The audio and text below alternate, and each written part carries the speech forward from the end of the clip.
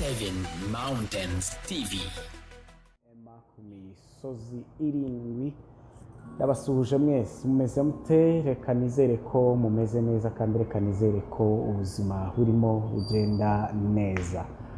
Umwaka musha wa 2025 umwaka uzababera umugisha, uzababera uwo kugera ku ntumbero zanyu, uzababere uwo gucingurirwa amarembo no kwagurirwa imbago. Imana izakore kuri bya bindi biremereye cyangwa se bya bindi biba bikomeye cyane umuntu ababona atakwishoboza, ariko Imana yo iba ibishoboye. So rero ndabifuriza kuzagera ku ntumbero zanyu kandi ndabifuriza kuzagera ku byo mwapanze. Yes, abatameze neza kandi namwe reka mbasabe kugira ngo twihangane kandi dukomere. Reka mbasabe kugira ngo dukomeze umutima. Wenda uyu munsi ni bibi ariko ejo bishobora kugenda neza. Wenda uyu munsi ntibimeze neza ariko ejo byagenda neza. Isi ni kwimeze, ni gatebe gatoki, biri hasi biri hejuru, birazamuka biramanuka, ariko mu by'ukuri Imana igakomeza kuba iyo kwizerwa, igakomeza kuba iyo kwizerwa ko nigena ibihe kandi niyibitegeka. Ugasanga ejo byari bimeze nabi ariko uyu munsi byagenze neza cyane. Yes, uyu munsi rero ndi ku musozi wa rurerure. Ndashaka kuvuga ngo ndashaka gukebura abantu, ndashaka ko abantu bakura mu by'agakiza kandi ndashaka ko abantu bahinduka. Ubundi agakiza ni iki? Agakiza no guhindura inzira, no guhindura direction, no kuvuga ngo narindi mu byaha cyangwa se narindi mu mwijima none ndashaka kugendera mu mucyo. Umwijima ni iki? Umwijima ni igihe ukora ibikorwa by'ibyaha imbere y'Imana, kubera ko hari iby'Imana yise ibyaha, hari n'ibyo yise imirimo mizima. So agakiza rero ni ukuva mu mwijima, kuva mu butware bwa Satani ukajya mu butware bw'umucyo. Ubundi Bibiliya ivuga ko Yesu ari we mucyo w'isi.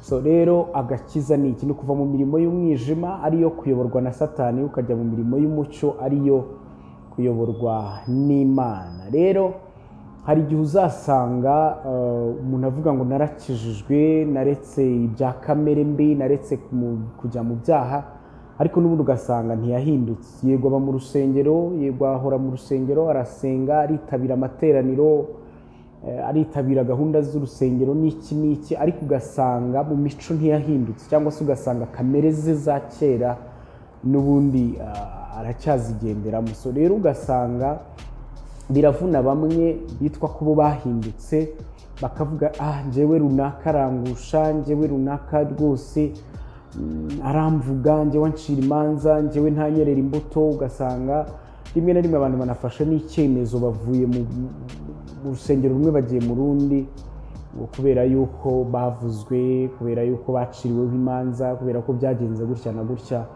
Ariko ndagira ngo duse n'abiganiriramo gakeya, duhuze agakiza n'umuco, duhuze agakiza n'ubupfura.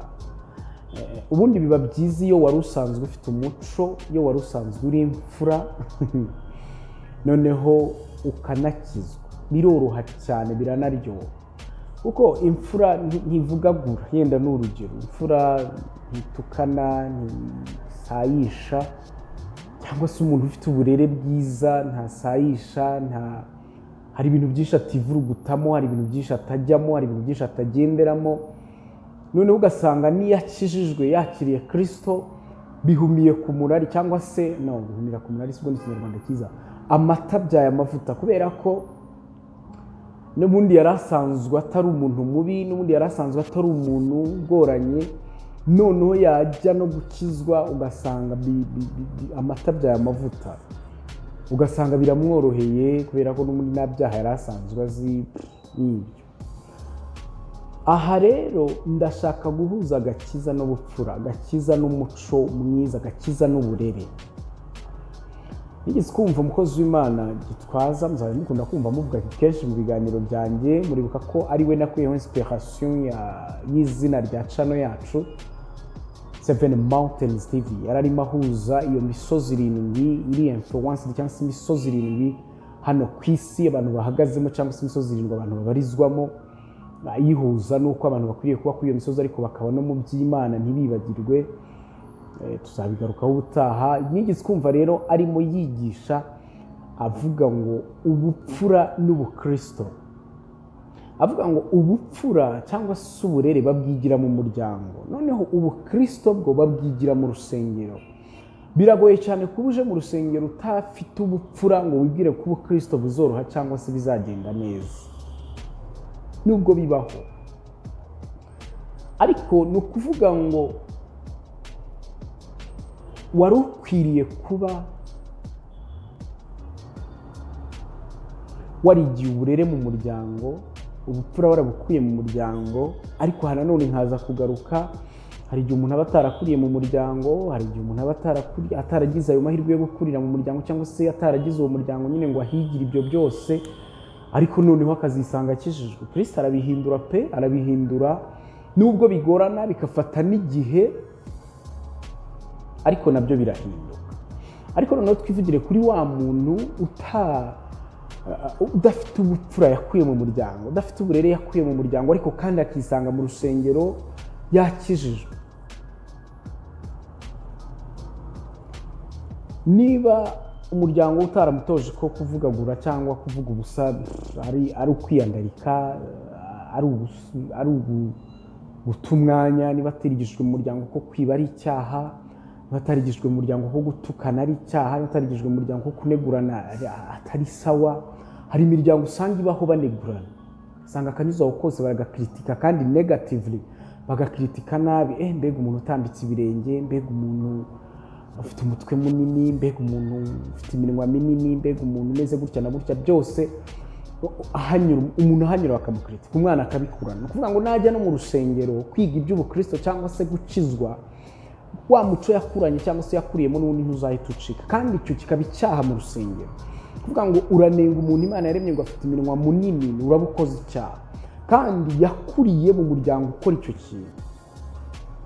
Noneho ukazasanga hari umuntu ufite umunwa munini cyangwa se ufite iminwa minini ko ariko Imana yamuremye, noneho bamuvuga akagwa. Ugasanga izo ntambara zihoraho bitewe n'iki.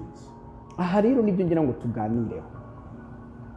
Agakiza bakigira mu rusengero, kuko nibo batwigisha indangagaciro za gikristo, nibo batwigisha kamere za gikristo, kwera imbuto za gikristo, kuva mu mirimo ya kamere tukera imbuto za gikristo. Yes.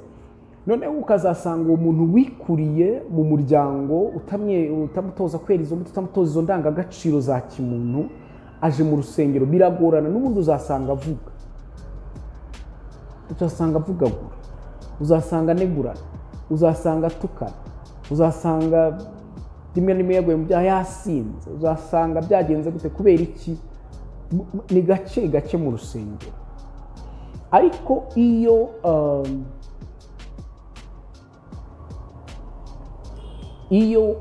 wagiriwe amahirwe ugakurira mu muryango kwigisha izo ndangagaciro za gikristo, kwigisha ubupfura, kwigisha ubunyangamugayo, noneho bigakubitiraho ko ugiye mu rusengero kwiga iby'agakiza, wari usanzwe uri imfura, wari usanzwe uri inyangamugayo, bizoroha cyane kuri wowe, kandi bizanorohera na bene so, bizorohera na ba bandi muhuje iby'ubukristo cyangwa se ba bandi muri mu itorero rimwe.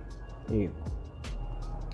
Ariko noneho uyu munsi ndashaka kwiganira kuri ba bantu bagwa cyangwa se bava mu rusengero avuga ngo njyewe baramvuze, njyewe baraneguye, njyewe barantutse, njyewe ntibanyereye imbuto. Kandi ugasanga yagize ibyago ahura na wa muntu utarigiye uburere n'ubupfura mu muryango, yaje aje kwiga agakiza, arimo arasituragoringa, ararwana n'uburyo yahinduka. Mbabwira gukizwa cyangwa se agakiza ni process. Ntabwo ari ibintu uza ngo baguteremo uwo munsi bibe, ntabwo ari ibintu uza ngo uvome ugotomere birangire. No, ni urugendo, ni gake gake guhinduka, kurwana na kamere yagukuriyemo imyaka 10-20. Ntabwo umunsi umwe uzarwana nayo ngo ivemo, nawe aracyishakisha, aracyahinduka. wagirirwa ibyago rero wagwa kuri uwo muntu kubera ko usanzwe uri imfura, bakureze nyine, baguhaye umuco, baguhaye indangagaciro na kirazira wabikuranye, noneho wakwisanga uguye kuri wa muntu ukirwana no kugira ngo arebe ko byahinduka, ugasanga yarakuvuze ukagwa. Hariya ubukoze nabyita ibya cyana, nabyita iby'ikisi,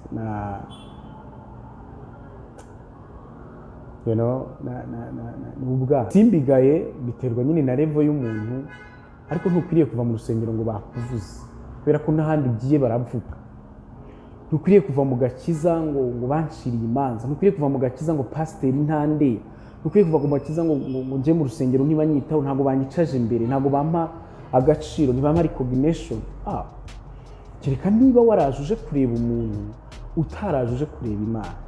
Niba waraje uje kureba Imana, ihanganire ba bantu bakuvuga, ihanganire ba bantu bagucira imanza, ihanganire ko batakwicaje imbere, ihanganire ko batakuvuga kenshi, batagusura kenshi, batakwandikira kenshi, bataguhamagara kenshi. Kubera iki? Waje gushaka Imana, ntabwo wagiye ugiye gushaka umuntu. Anyway, niba waragiye ugiye gushaka umuntu cyangwa se hari ikindi kintu ugiye ukurikiye mu rusengero kitari ugushaka Imana, so ati nukibona uzahava, ariko nunakibura bizoroha cyane kuhava. Ariko nugenda cyangwa se nukizwa ushaka Imana, ntabwo uzumva ko uhinyujwe kuko bataguhamagaye, ntabwo uzumva ko kuba bakuvuza ari igitangaza, ntabwo uzumva ko niba gukritika ari ikintu gikwiriye kukuvana muri iyo society, muri iyo church. Nkavugana rero n'abakristo ko tuba dukwiriye gukura kandi tukamenya icyo dushaka mu by'agakiza turimo. Kuvuga ngo ubundi agakiza, gukizwa ni iki? Ni ugukizwa kugira ngo tuzabone ubugingo buhoraho, ntabwo ari ugukizwa kugira ngo ubuzima bwo mu isi bworohe, nubwo nabyo ari byiza. Ntabwo ari ugukizwa kugira ngo tubone ibifatika, nubwo nabyo bibaho. Ushaka ibifatika ujya gukora. Zumva umuntu ari ku musozi hamara iminsi ine avuga ngo ndasengera amafaranga. Iriya minsi ine wari ukwiye kujya gukora, ugasenga umunsi umwe, indi minsi ukajya gukora, kuko amafaranga aba muri za banki, amafaranga aba mu mirimo urakora bakaguhemba, ntabwo amafaranga aba ku musozi. Yego ni byiza, ntabwo ngayabasenga, ntabwo ngayabasengera ikintu runaka, nibyo ni byiza gusenga ugasengera ikintu, ariko ntabwo ari sawa gufata iminsi 7 wicaye mu rusengero murasengera amafaranga. No, amafaranga ukwiriye kujya kuyashaka ukora, ukwiriye kujya ku applying loan, ukwiriye kujya gushaka inguzanyo, ukwiriye yes. Icyo gihe rero nukizwa wibwira ko uzabona amafaranga mu gakiza. Niyo mpamvu uzasanga hano hanze byabaye intambara, abashumba baryana, bashwana, batomerana, barwana, bagira bate. Ntabwo bari mu murimo w'Imana bakijijwe kubw'ubugingo bwo bawurimo kubw'inyungu z'amafaranga. Rero iyo uri mu gakiza atari Kristo ushaka, atari Imana ushaka, ushaka kuvugwa neza, ushaka gukritikwa positively, ushaka gufatwa neza, kwicazwa imbere, umunsi byanze uzimo kujya ahandi kandi naho uzasanga uzahura muri ubu. Rero agakiza kava ku muco muzima. Iyo ukijijwe wari ufite umuco muzima biroroha, ariko kandi nugira ibyago ugahura n'umuntu urimo arwana no gukizwa nta muco yigeze, ntibizakugushe kuko nawe arimo ararwana n'uburyo yahinduka. Ntabwo ukwiriye kugushwa n'uko bakuvuze, nta nubwo ukwiriye kugushwa n'ikindi kintu icyo ari cyo cyose. Yes, hari ibigeragezo biza bikakuzaho biremereye, bikarusha imbaraga kwihangana kwawe, nibyo, ariko buriya nabyo ntabwo bikwiriye kukugusha. Ukwiriye kubinyuramo n'intege nke, yenda bitakigushoboza, bitagituma usenga cyane, bitagituma ugeraho ukwiriye kuba ugera yenda mu rusengero, ariko ntukwiriye kuvamo burundu ngo ugende ugiving up. No. Uyu musozi wa religion dukwiriye kuwuhagararaho twemye, dushobozwa na Kristo duha imbaraga, kuko ko nitwubakira ku bantu, nitwubakira ku bifatika, nitwubakira ku kindi kintu icyo ari cyo cyose bizoroha cyane kubivamo, ubugingo usange turabubuze. So rero nkavuga ngo niba ukijijwe, niba uri mu Mana, rwana usaba Imana kugushoboza kandi uhagarariye ugumeyo. Uyu musozi wa rurerure bisaba kwihangana, gukizwa bisaba guhatana. Ko gukizwa si uyu munsi ukijijwe gusa ngo ejo uzabireke, uya ni kontra iraho itazarangira, izarangira nuko Kristo aje gutwara itorero. Rero ugihari uzahura n'ibyo byose, ariko ntabwo ukwiriye gusinywa amasezerano na Kristo. Oya. Kandi baravuga ngo iyo uvuyemo ukagwa, Satani none wakuzirikisha imigozi myinshi ku buryo utazapfa kuva aho hantu, kuko iyo ukijijwe uba umucitse. Kandi iby'agakiza n'ubugingo arabizi, kuko yabaye mu ijoro arahazi. Ntabwo yifuza rero ko umuntu uwariwe wese ajyayo. Ariko bagabo bene data, nshuti bakunzi b'umusaraba, wowe wagiriwe amahirwe ugakizwa, ntugatakaza agakiza gutyo byoroshye kubera turi aho. Ukwiriye guhatana kandi ukwiriye gukomeza ukagwiza imbaraga z'umutima ukabibamo cyane, kuko Imana byanze bikunze iraboneka ku bayishaka, byanze bikunze irwanirira abantu bayo, byanze bikunze ibana n'abantu bayo, byanze bikunze ishoboza abantu. Iyo isabye imbaraga iraziguha, iyo isabye kwihanganira biguha, iyo isabye kwizerera biguha, ariko ukaguma mu mwanya wayo. Yes. Soza rero ikiganiro mbwira abantu ko bakwiriye gukomera, ariko ndanasaba abantu bashyashya hano. Wowe utwumva utarakizwa, nicyo kintu kigukwiriye. Muri Bibiliya haranditse ngo nta kindi gikwiriye umuntu wese uretse kubaha Imana no kumvira amategeko yayo, ngo kuko ibindi byose ni nko kwiruka inyuma y'umuyaga. Baranditse baravuga ngo kwiga cyane binaniza umubiri, ngo kandi kwandika ibitabo byinshi bizagira iherezo, ngo ariko igikwiriye umuntu wese ni kumvira Imana no kubaha amategeko yayo. Rero wowe twumva utarakizwa, nagira ngo mbwire ngo gukizwa ni none.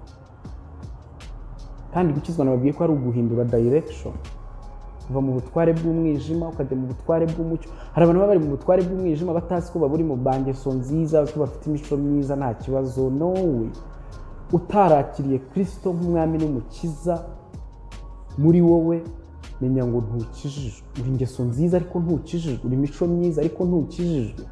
Byaba byiza rero wongeyeho no gukizwa, kuko nicyo gikwiriye umuntu wese. Ndabashimiye cyane bakunzi ba Imisozi Irindwi TV. Nizere ko ikiganiro cyacu kizagira uwo gifasha kandi kizagira uwo gihembura, kandi mbasaba ngo mujye musharinga ibi biganiro abandi babyumve, kandi muduhe comment, like, share n'ibindi. Ikindi nisaba abantu bashasha gukomeza kudushyigikira mukora kuri subscribe. Ibindi byose nakagaruka. Nge ndi Emma, ndabifuriza kugubwa neza kandi ndabifuriza impagarike n'ubugingo, kandi ndabifuriza ko Imana yabimurikishiriza umuco wo mu maso hayo, bityo mukakira uwo mwami, mukabona amahoro asesuye, mukamurikirwa n'umucyo we. Murakoze cyane. Imana ibahe